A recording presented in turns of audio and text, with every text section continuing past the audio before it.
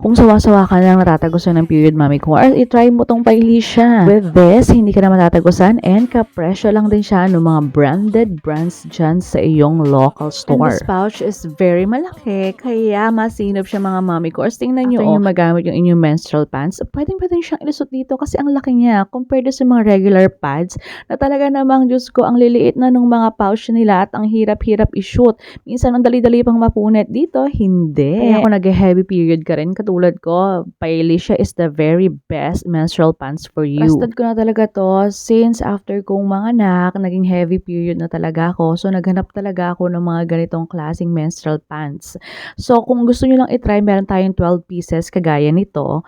And meron kayong medium to large, XL to double XL. Kasyang-kasya yan mga mommy cores. An additional feature pala nito mga mommy cores, itong mismong pack niya, double ziplock siya. So, after nyo gamitin yung mga pads, pwede nyo siyang i-lock. So, yun lang. I really hope makatulong. Ilalagay ko sa yellow basket kung saan ko napili. Thank you for